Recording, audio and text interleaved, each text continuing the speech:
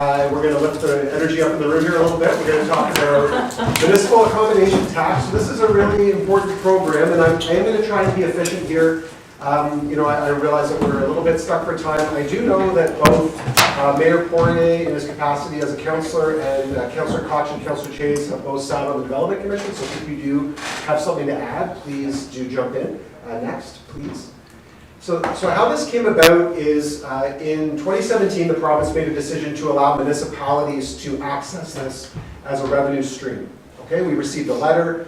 We went through the motions to establish a bylaw, which was approved by council in 2018. So we have a 4% tax that is levied on hotel, motel, and bed and breakfast accommodations at 4%. Councillor Van Velden. Thank you.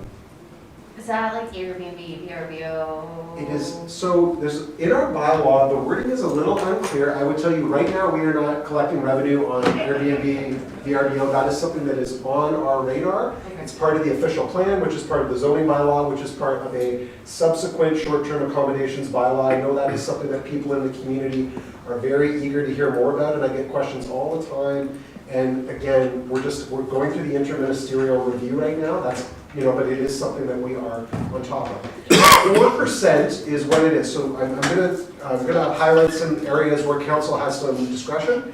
So 4% is a council levy rate. We did some research at that time and we found that 4% was sort of the popular rate. We could increase that if that is something that council is interested in doing, and we could do that by bylaw. We have seen some communities in the 5-6% range. 4 was on average, but don't forget that was 5 years ago. Your 4% doesn't go as far as it did 5 years ago.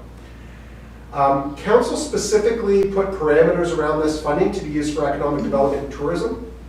That is something that would be at this council's discretion should you want to use it for things outside of economic development and tourism. Administration would make a strong recommendation that we try and use this money for economic development and tourism. There was some good reasons behind that, which we can fill you in on more, and I will get a little bit to sort of the criteria and how we landed there. Councillor Manson. So what's the percentage then for economic development and tourism of that 4%? So we don't divide it quite like that, but I will get a little bit more into sort of how we go about the budget process. So a part of this was when the funding came through, the province said, if you have a destination marketing organization, some of the money needs to go there. So that for us is the Kenora Hospitality Alliance. They are getting approximately $140,000 per year, and that fluctuates, and there's a formula and there's a rolling average, but that is what they've been getting over the past couple of years. And so we incorporate KHA in our planning process as well. And the allocation guided by the program is developed through the 5-year economic development and tourism strategy, the most recent iteration of which we passed in 2021. And sneak preview, you're going to get, Mr. Gander will brief you on Tuesday, high level about the economic development and tourism strategy, and then that will end up on SharePoint with all of your other orientation documents, okay? Next, please, Gander. So this was the city established goal for the program. Utilize the program and related resources effectively and strategically to promote tourism and economic development through the implementation of eligible projects, okay? And we will get into what is eligible and ineligible. Next. And these are a list of objectives and intent. So support implementation that align with Kenora's tourism and economic development goals and objectives. Support the implementation of eligible projects not regularly included in the municipal budgeting process. If I had staff in the room, they would tell you about the dark days where we had $77,000 a year to spend on economic development and tourism, and I believe that goes for the commission at one time or the other as well. So you can't, $77,000 doesn't go very far for you, and so that is, this is a revenue source like manna from heaven that fell for us, and so we're very fortunate that the province opened that up to us. To identify and approve eligible projects through an open and transparent process, so that is part of the budgeting process. Ensure that the investment of MAP funds yields tangible and measurable outcomes.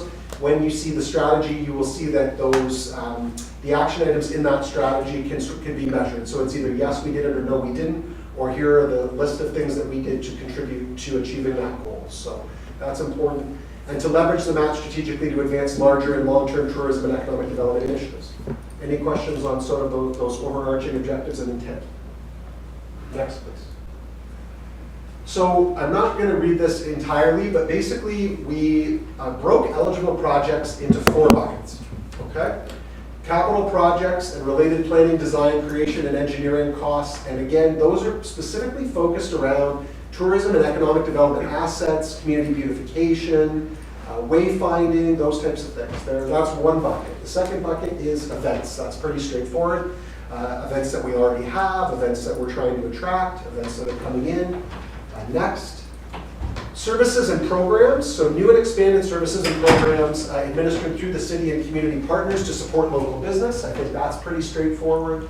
Advertising, marketing, and information. Municipally led initiatives, grants, and direct financial supports to community partners to try and build on sector-specific advertising and branding, market research, marketing available municipal surplus land, community investment readiness, public engagement, or this is sort of the catch-all, plans, studies, and strategies that support tourism and economic development. And the fifth bucket, if you switch to Danica, is reserve funds. And so that's just, again, putting money aside for those larger projects, okay? So again, those are sort of the 5 buckets that we came up with. Council has room to expand those buckets if you think there's things in there that aren't represented, or to shrink those buckets if you think that maybe there's too much. But I mean, really, we've tried to give ourselves some pretty broad criteria around which to support economic development and tourism. Where does the grant program live?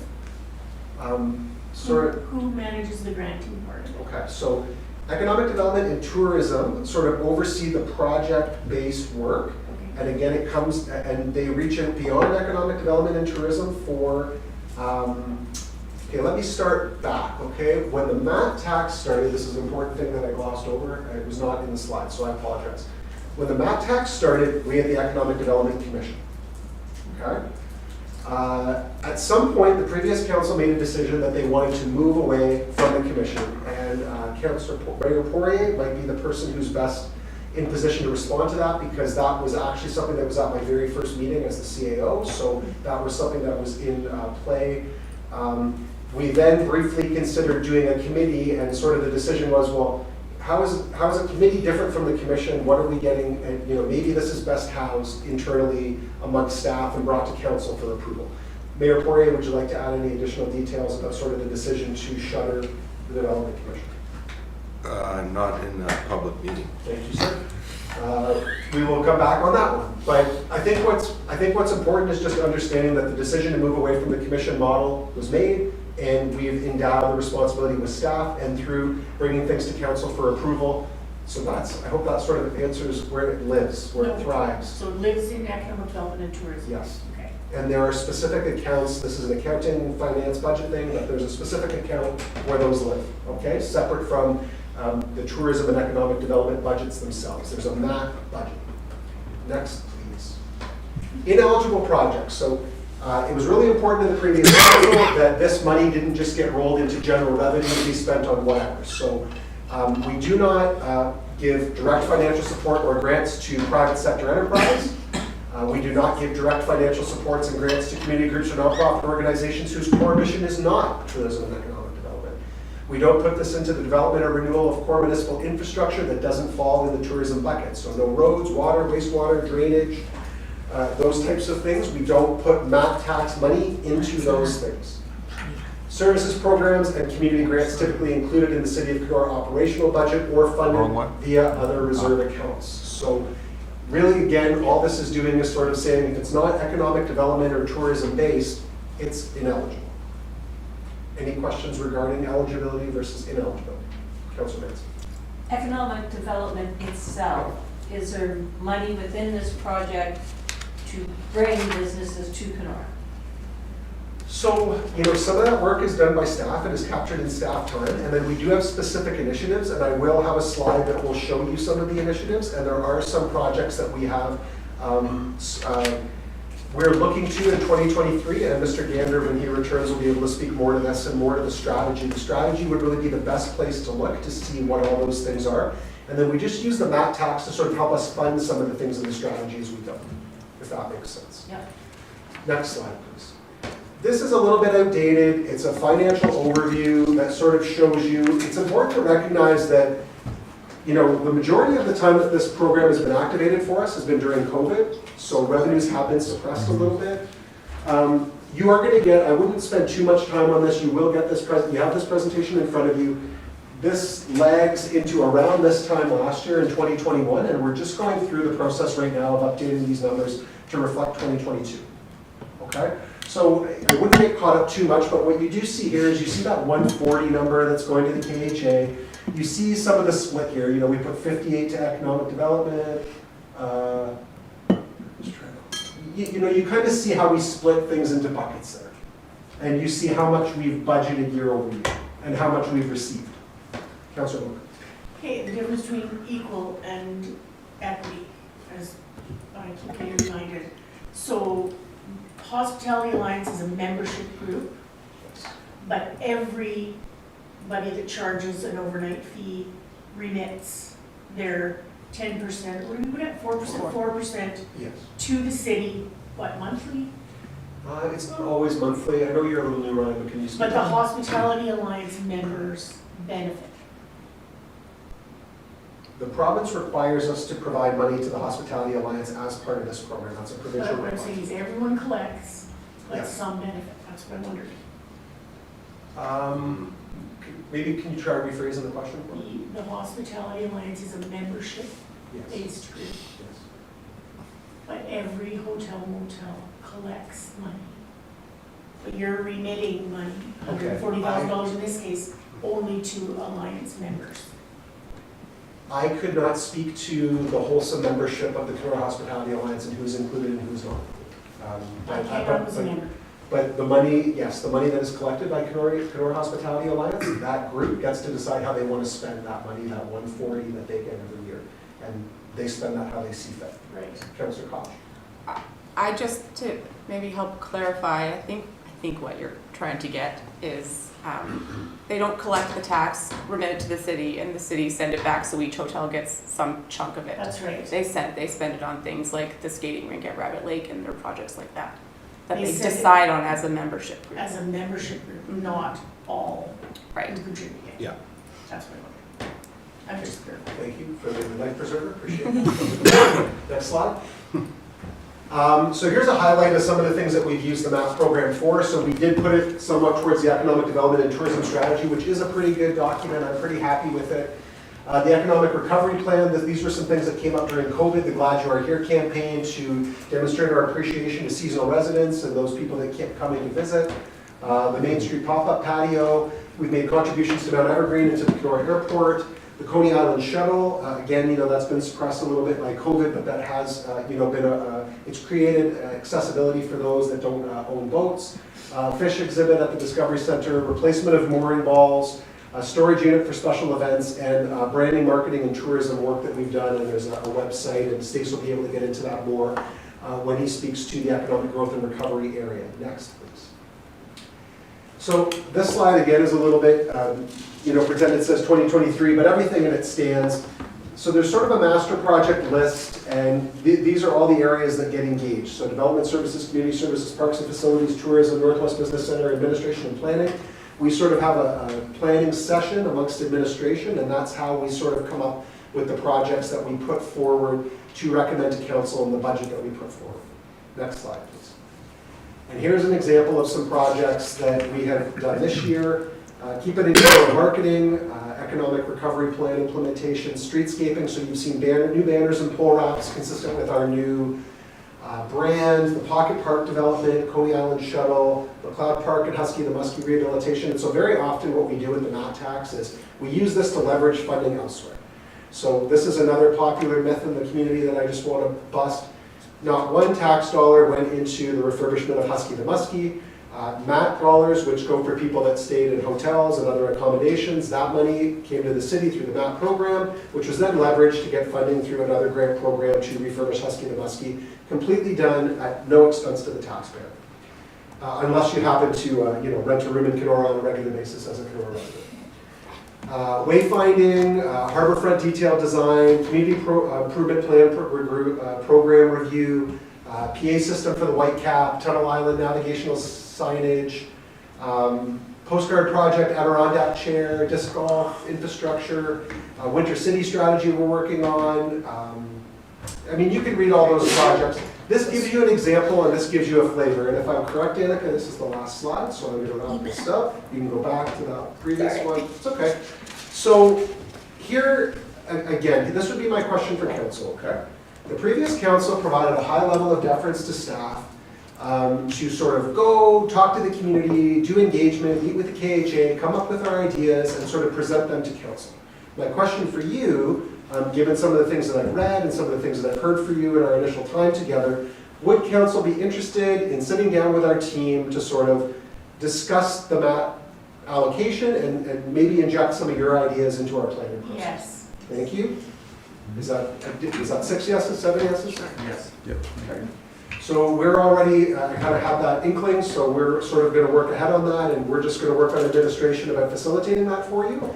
I realize that you guys have some ideas, and this is a really good opportunity for you to be able to have discussions about what you heard in the community, what you think are important, and where we can build. So really, right now, we're sort of looking in that neighborhood, and again, this is difficult to project because of the time we're in, but we're kind of pulling in between 425,000 and 475,000 a year. And there's opportunity for further expansion as new hotels open, reaching into that short-term accommodation population and starting to get, make them, require them to remit to the city. So I think in sum, I think there's a lot of opportunity for council to influence this program. You establish the budget. You can be part of the engagement and inject your ideas into the projects that we choose. You have a policy role to play in determining what is eligible, ineligible, what are the buckets, for eligible projects, what is the tax rate for the map. So there's a lot of opportunity for council to influence this area, and I've tried to get through that fairly efficiently. If there are any questions, we will have an opportunity to sit down and facilitate an engagement session with you and talk more about the map, but that is the high-level program overview. So. Councillor Koch had her hand up first, and then. I just had, thank you, Your Worship, just a appreciation comment about the holiday lighting. Whoever's brainchild that was, it's really lovely. Great job. More of a comment for my colleagues to consider before we come back to this discussion is that in recent travels, it's 12% in Hawaii and 10% in Barbados. So. I think something to keep in mind. Not that we are either of those places, but we are so much more. But I love the goal setting there. Kenora, the new Hawaii. So I think, Councilor Brady. Sorry, Kyle, the eligible projects, I think I only got 4 of them. What were they? Were there 5? There's 5 buckets. One is capital, buckets. one is events, one is services and programs, and one is Advertising. reserves and advertising and marketing. Those are the 5 buckets. These are all uploaded on your, Gotcha. yeah, Okay, on your okay, SharePoint. thank you. I think what's really important is what I've heard a lot from this council is importance of economic development, importance of growth and recovery, importance of the downtown, okay? If this had not fallen in our laps, we would be trying to make room in the operating and capital budget to spend on these types of things. This is, $425,000 to $475,000 a year we get to really inject into those key areas for our community, and we all know that economic development and tourism are absolutely huge focus areas for our community. So this is a real opportunity for us. One other thing, and maybe we can talk about this later, but services and programs. So the Downtown Ambassador Program last year, where was that funded? Or I can we talk believe we about? put uniforms through there, but again, and we are going to speak more to the ambassador program at a later date. All right, fine, that's fine. Yeah, it wasn't funded through this program, it was Okay. part of the Pines. Gotcha. So on that, when the Pines opted not to renew the contract with the city, we took that money that we were no longer spending on the contract and we reinvested it into staffing and into that. And like I said, I think we might have budgeted uniforms or something out of this account, but that never came to fruition because we had a hard time staffing last year. Jeff Mayer, I can remember this, but that's something that we advocated for with our community, with our addictions and mental health task force for years and years and years to reallocate that funding. So I think it was a good move. So Which funding was that, Bob? from the Harvard Council, well, from Yeah. Pines, I guess. Yeah, that's what I thought you were talking about, yes, yes. So just for clarification though, the MAC tax cannot be used for salaries, correct? Yes, I guess that's not on the list, but yeah, that Yeah. can't, we don't use that for salaries. Like for at all. Yeah. Um, That's a great point, and it's not in our list, but that is a great point. We do not use any of that money for salaries. Right. Okay. Councilor Nancy? The money from the Pines that wasn't spent, Yes. is that now a budgetary item for ambassadors? Yes. Yeah, well, it actually was spent this year. We did increase our labor helper pool and our, like the workers that were actually doing the care and maintenance for the harbor front. So that money didn't go to waste, went still into Harborfront. It's our intention though to really look at those dollars again, hopefully in a new way. And there'll be an opportunity to discuss it budget. So do you recall the amount, Roberta? Not off the top of my head, but I will make sure I bring that when Yeah, I just- talk to the program. I have an Yeah. idea, but it's probably wrong, but anyway, Yeah. thanks. Yeah. Any other questions of Kyle? No? Thank you. Okay, thank you. So I'll give it back to the court, and he's going to, where are we going to start? CIP. CIP, perfect. So we're going to drill down a little more on community improvement plans. I've talked about it in the overall or overview of land use planning when it comes to the city of Kenora, because you can't do community improvement plans without the Planning Act, permission of the Planning Act to do it. And we had a little bit of a conversation about bonusing and what you can do and what you can't do. So this is what you can do. If once you create a community improvement plan, and I lost Danica there for a moment. Thanks, Dave. Go back one, okay. Let's, I think we both clicked. there. Okay, we're on the same page now. Let's, okay. Next one. There we go. Oh, well, that's a nice air photo of the city. We've talked about this already. We have 3 community improvement plans that are approved and in force in the city right now. One is, and the longest term community improvement plan, which was originally 07 and then amended in 2017, is the Harbour Town Center plan, which I think over the years has seen a great deal of success in terms of infrastructure development in the downtown. There's the former mill site, passed in 2011. And again, that was more of a brownfield type community improvement plan, where you want to take a former mill site and do a redevelopment of that area, which there are several initiatives underway that we will have a more fulsome discussion with council at a different date. But for developers who wishing to develop on the former mill site, there are incentives available. And I have another slide that shows there have been a few applications there. The other one, of course, is the Keewatin Community Improvement Plan, which is patterned to a large degree after the Harbour Town Center plan, but in a different geographic location. It's mainly Ottawa Street and Highway 17 West in Keewatin. And we have some nice little success stories coming out of that community improvement plan as well. Okay. Can we go back one? One of the things that we have talked about internally, you can see the last time they were all amended was 2017. We intend to refresh all 3 community improvement plans this year. We originally set a budget. I think what we'll do, because we do have capacity in-house now, I think with input from the public and council, we will be not reinventing these 3 community improvement plans, but I think we'll be going back to take a look to see which of our policies work, which don't work. And the other I think important thing, particularly with the Harbour Town Center plan, even though it was amended in 2017, the same rules apply to all the downtown business owners in the Harbour Town Center or downtown Kenora area.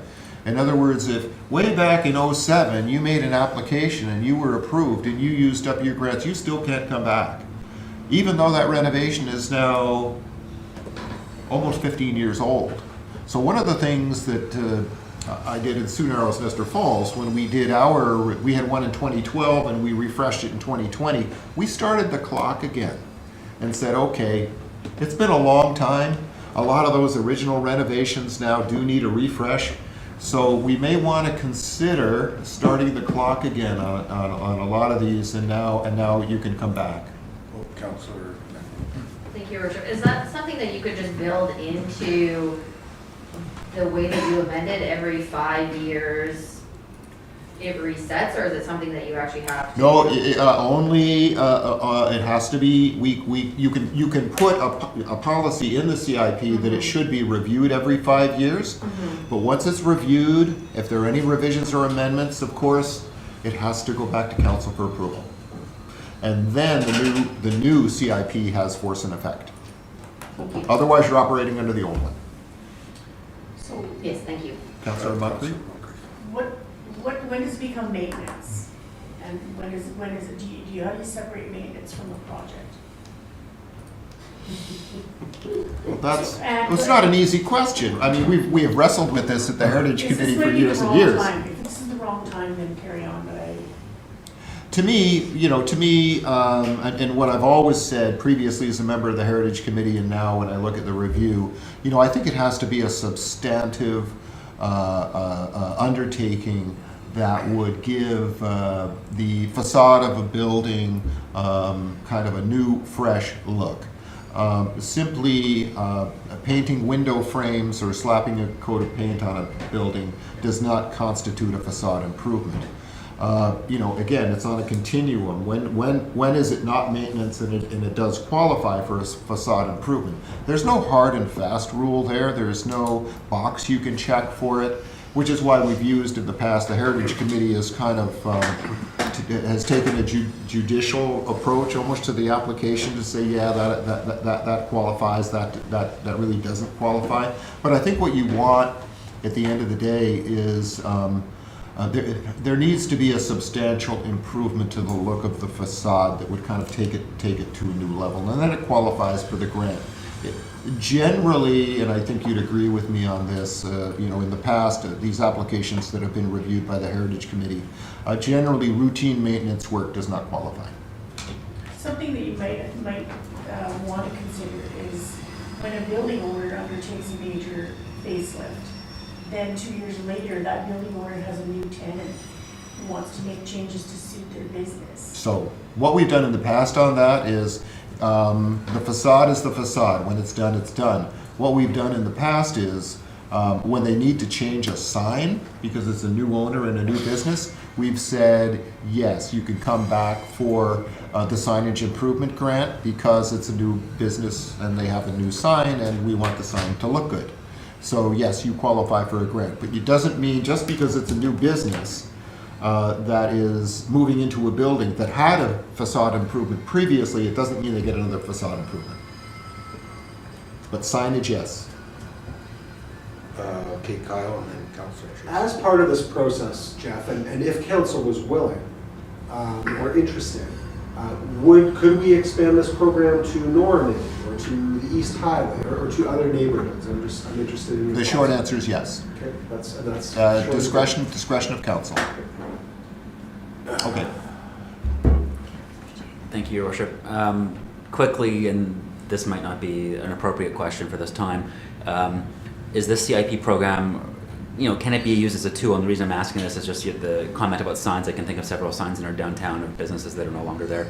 Is this the appropriate tool or program that we could use to incentivize, I don't want to use the word incentive, I also don't want to use the word punish, but try to encourage people to update their signage? No, that would be the sign bylaw. Thank you.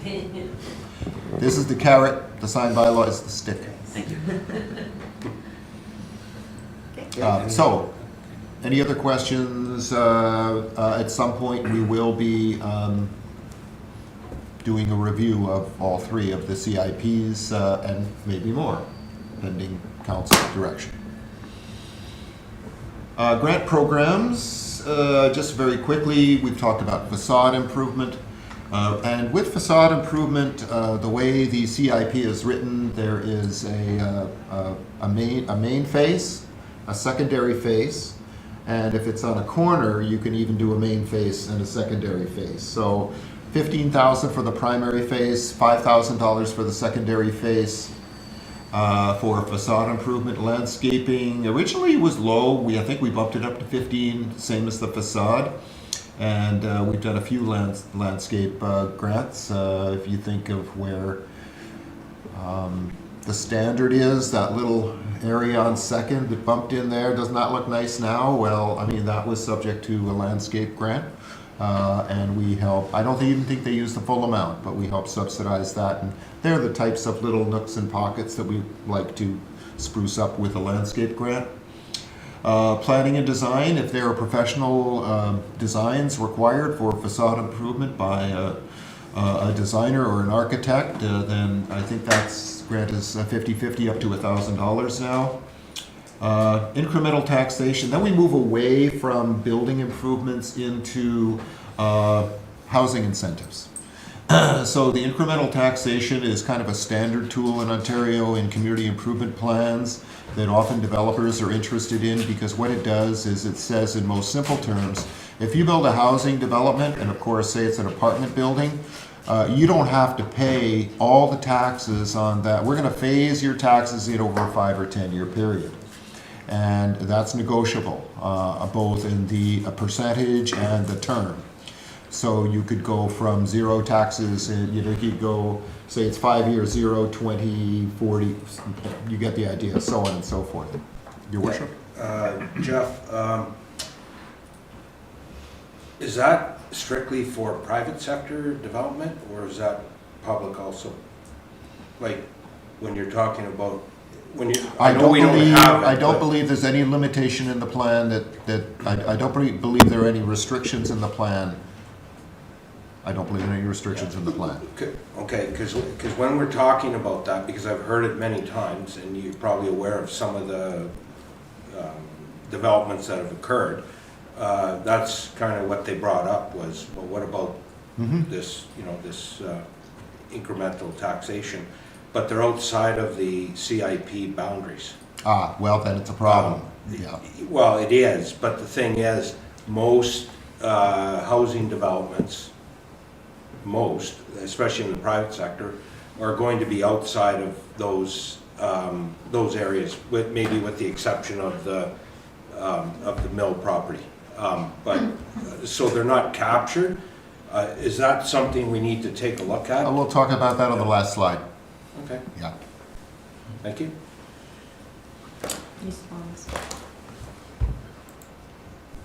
Are you catching me up? Oh, Are you Councillor Van. No, go back. There we go. Okay, brownfield redevelopment. No, Councillor Van. Oh, I sorry. apologize. I think, thank you, Your Worship. This might not also be the correct time, but at some point, can myself or anyone else who wants to get a accessibility requirement overview for our buildings? I just want a little bit more of an understanding of what the requirements are Like, would be, in order for you, like, For our buildings? for Municipally owned buildings or privately owned buildings? Both. Okay, well, I can answer that. For our buildings, any new or renovation is always subject to, with our accessibility committee, accessible design standards. Like, that's just and the then way what we about do business now. private? well, everybody needs to follow the act in Ontario. So, I mean, we Yeah. could get you the act, would that be sufficient? Okay, and yeah, that's fine, I can get that, but who judges if they're in compliance with? Well, if it's municipal buildings and we own them and we are doing the work, it's what was I going to say?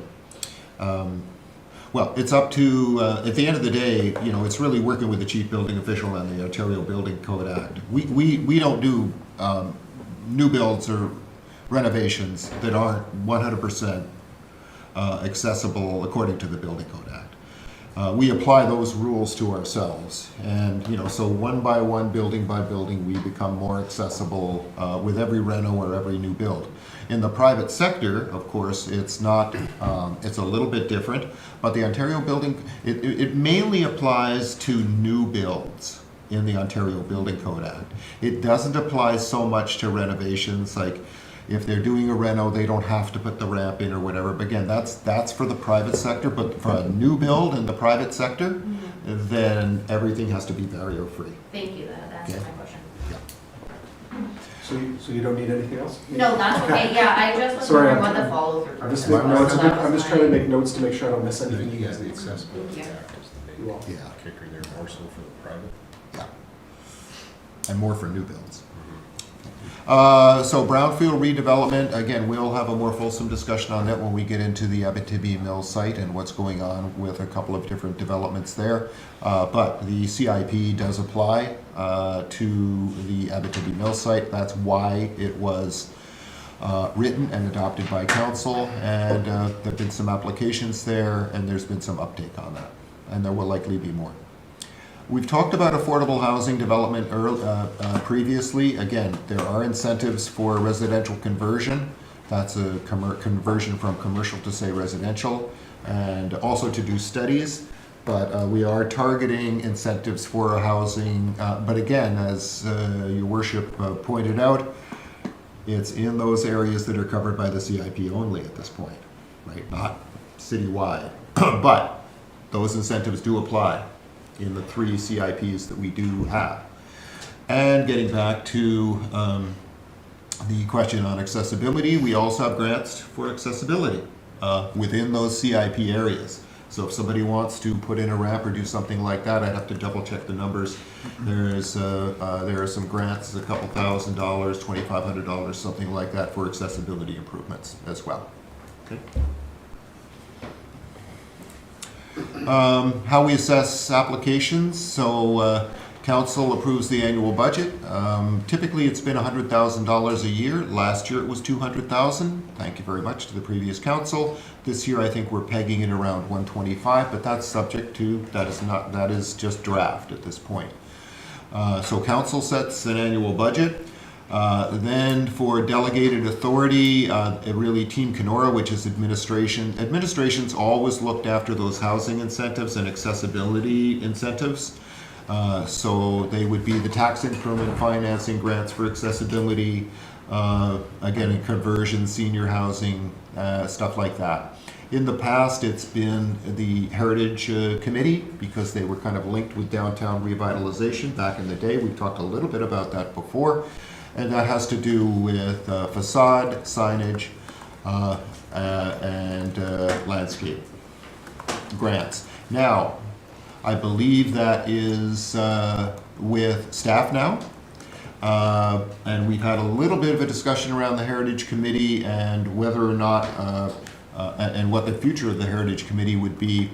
And certainly I would be recommending that we continue to use the Heritage Committee, if not as delegated approval authority, certainly in an advisory capacity, because the experience, we've had years of experience kind of determining and processing these grant applications and kind of have it down to what we know we want to see with a grant application, what does qualify and what doesn't qualify at the end of the day. So, but basically it's up to staff to make decisions on applications as of today.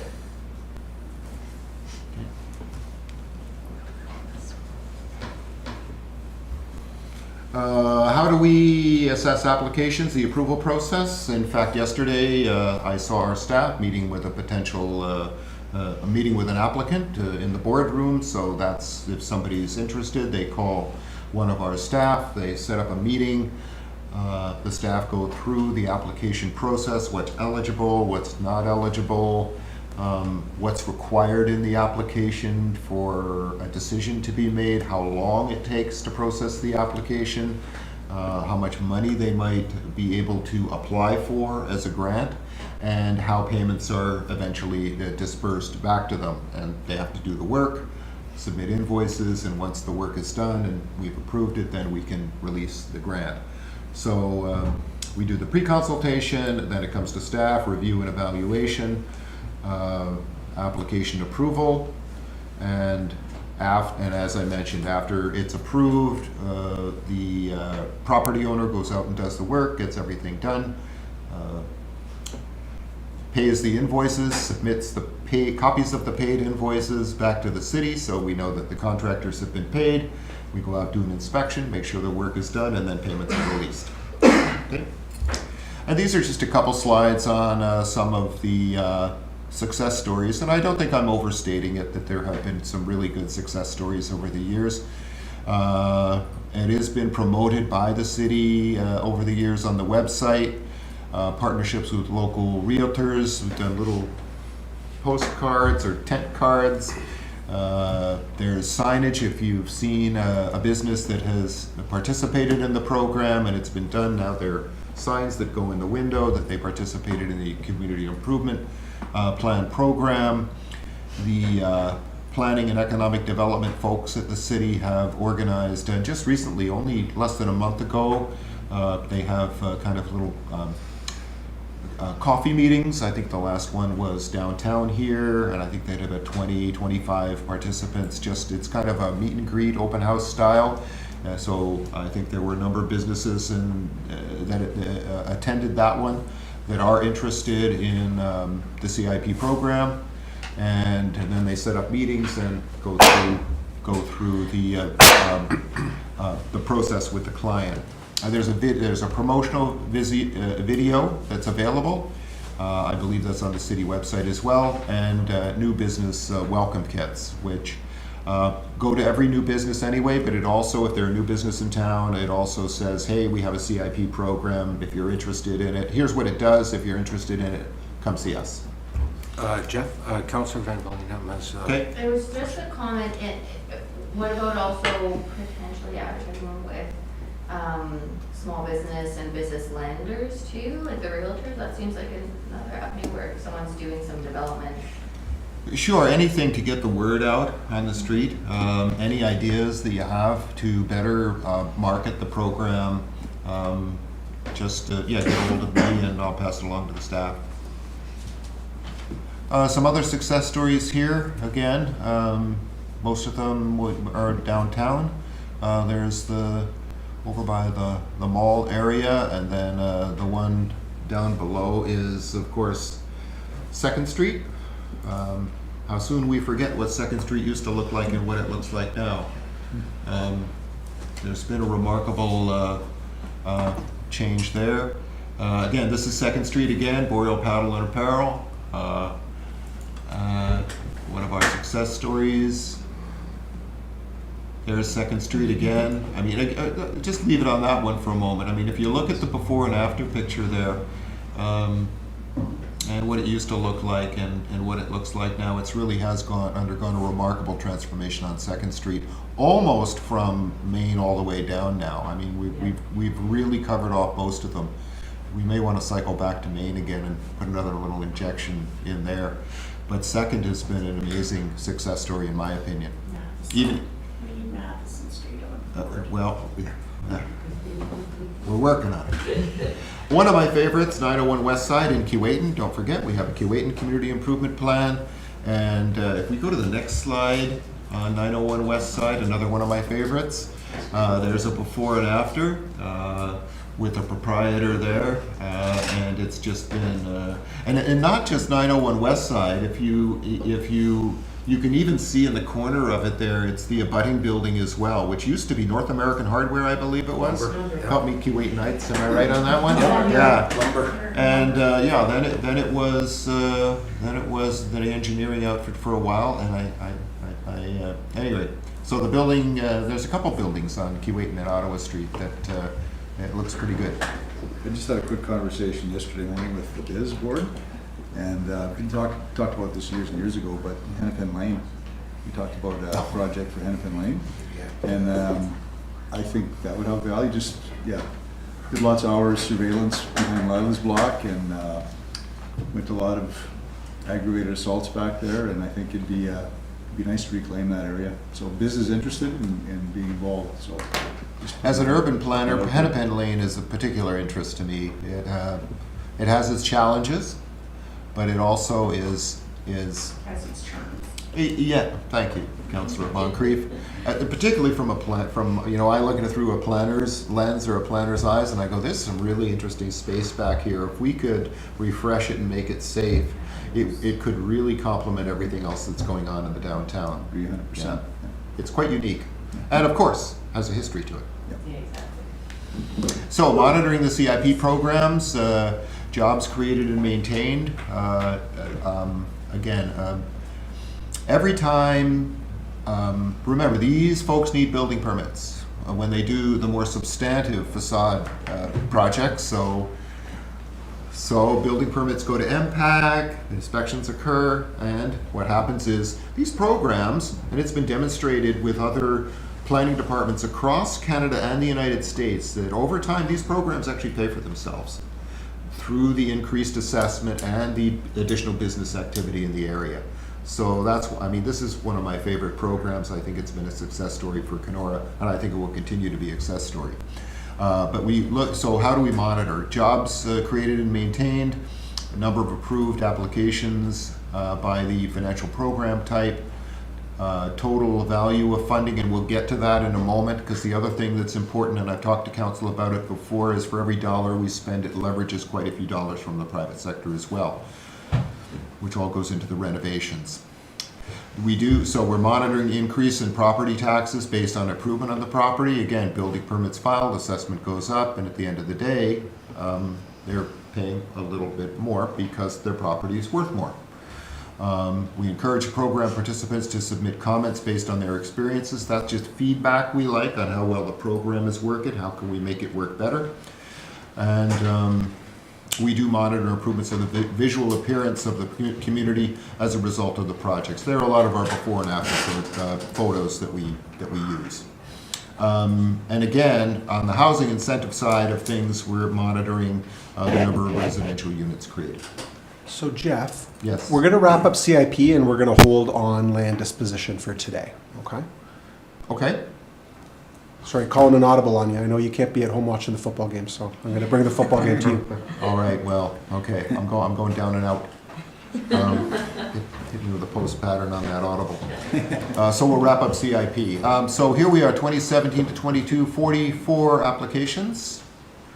And that's a breakdown. The pie chart is a breakdown. You can see we've got most of them in Harbour Town Centre, a nice chunk in Keewatin, and the rest on the former mill site.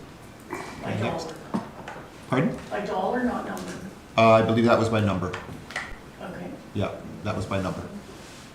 So again, 2022 budget was $200,000, 11 projects supported in Harbour Town Centre and Keewatin. There was our budget. We funded $199,640, and there's the private investment. So you can see the leverage that we get out of that. And again, the grants included facade improvement, residential conversion, landscaping, accessibility, and signage. I think Councillor Chase had a... Thank you, Your Worship. In your opinion, Jeff, does there warrant an increase in more budget? Like, is there more demand for this program than our budget allows for? Yeah. Just checking. There are more demands on the entire budget. Yeah. I'll defer to the CAO on that. I was waiting for that. But, okay, yeah. It's been a very successful program, and it's been money well spent. And, you know, I can say that the increase to $200,000 still went pretty quickly. But at the end of the day, it's council's decision.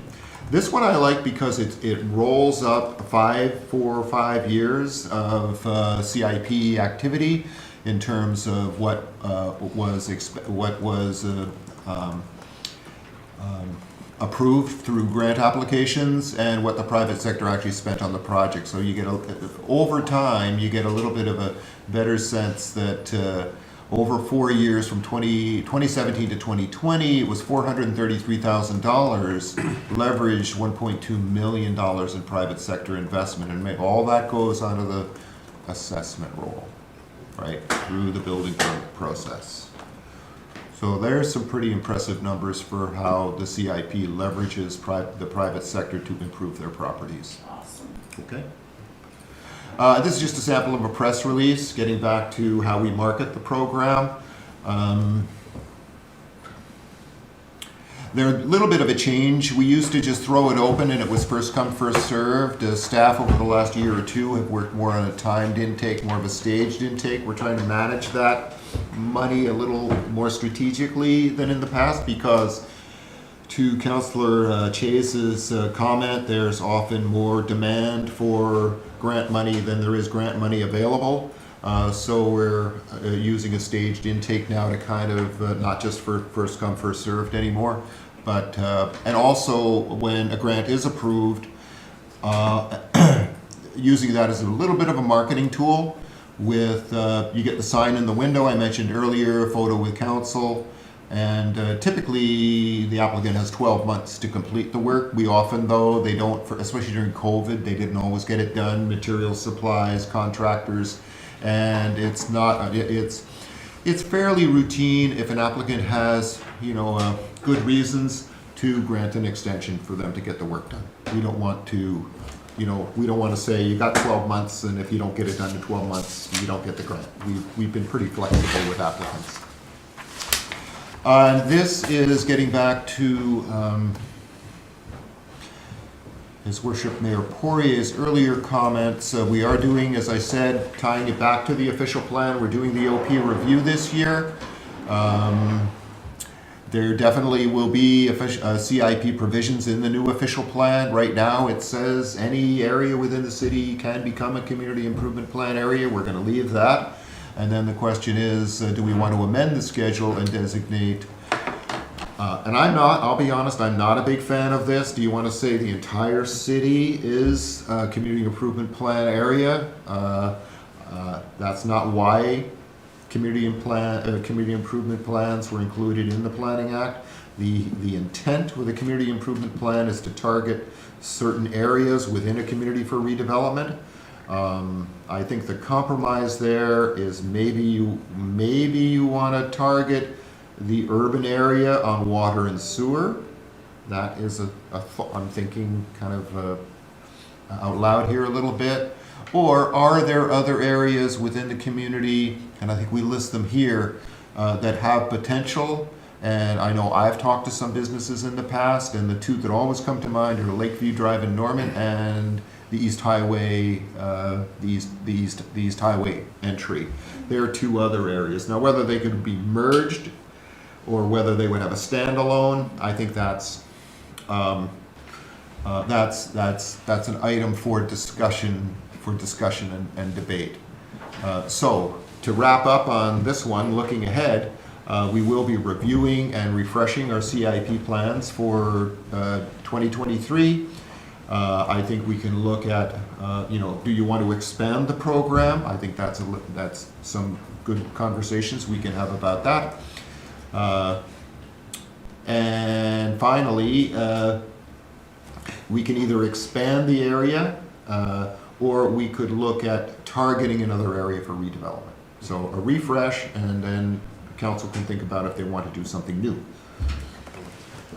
Just to finish up, Jeff, I'm going back to this incremental taxation. I'm not saying I outright support it, but I think it's something that I'd like to see where we take a look at that and do an analysis to see, and